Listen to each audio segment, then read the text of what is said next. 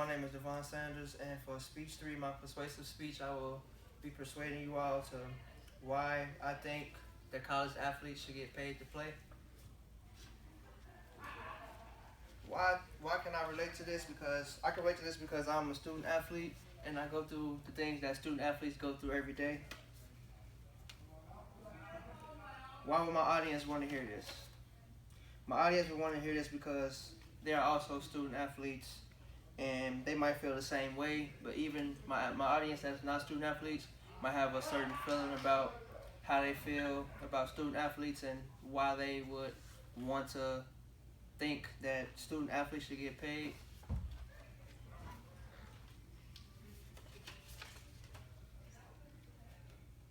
Athletes should get paid to play because of the things they go through on a daily basis. For example, putting their body at risk. Student athletes bring the most money in for universities. Athletes also are the reason for the school's enrollment being high as it is. Some of the risks of being a student athlete. You can have playing football. You can get a concussion. You can have serious injuries like broken bones, or you can have the possibility to become paralyzed. You can pass out from the heat. You can either have the risk of having future. You can have future illnesses in the past. In the future, and sicknesses and illnesses, like you can suffer from brain injuries and your body won't function as well as it did before you started playing the sport. Student athletes bring in the most money for universities. According to USA Today, I did some research, and it said that the NCAA brought in approximately $995.9 million last year. Just to name a few of the schools, Texas A&M brought in $194,384,450 worth of revenue last year. The University of Texas brought in $187,981,000. Ohio State University brought in $170,789,000. Enrollment being high because of athletes, because people around campus, they look at sports teams at universities and think, yeah, maybe this is a good thing I want to be a part of, and maybe they will want to attend a school.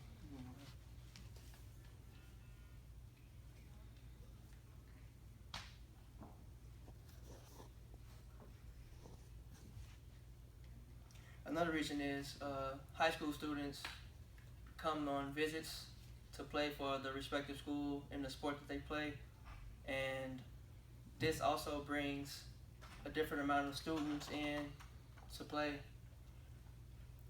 sports, and that also has something to do with enrollment.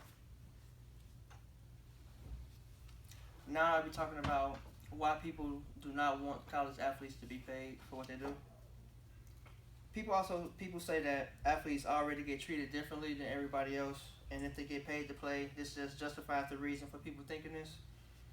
For example, people think that because the professor maybe likes the sport that a student plays, that it'll affect his grades. So like for me, I play football, so if one of my professors loves football and he knows that I play football, then I will get a good grade in his class just because I'm on the football team. People believe that student athletes are amateurs and should not be paid to play because they're already getting school paid for school, like athletic scholarships and things like that. But what they don't know is that some students are walk-ons, which means they're playing football and they're on the team, but they have to come out of pocket to pay for school themselves, and they have to get a job to help pay for those things.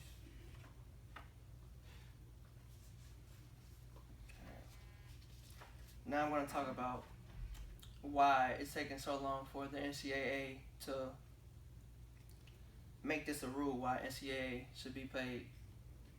student athletes, should be paid to play. It was almost a rule, but the NCAA backed off from making it a rule for reasons nobody knows. A couple reasons that could be is the cancellation of the NCAA football video game.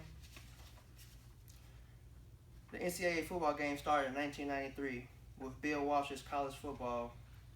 Back then, no one really cared about being paid, but when it came to 2014, people began to think maybe we should be paid, not only for playing, but for the video game using the player likeness, which means like their face, like their body type and things like that.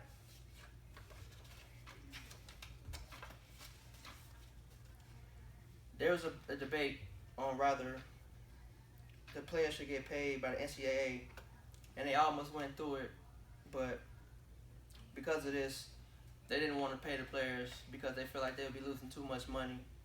So they banned. They stopped making an NCAA football game the year in 2014, which was NCAA Football 14 was the last EA Sports college football game.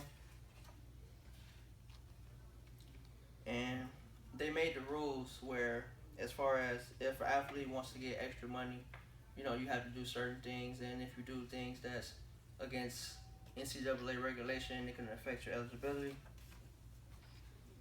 For example, if a person that's a fan of the football team, if someone wants to pay for your meal, they cannot do that because it affects your eligibility. If an athlete teaches lessons, like say if an athlete teaches lessons about what they do, so like if he plays quarterback and he wants to teach a quarterback how to play ball, how to throw a football, he cannot do that for money. He can only do it for free.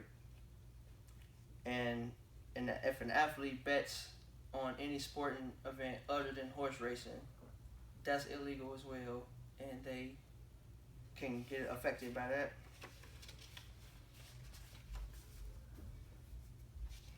Okay, looking back on the speech, I talked about why I think they should get paid, why people think they shouldn't get paid, and what's taking the NCAA so long for them to make this a rule. And that's my speech.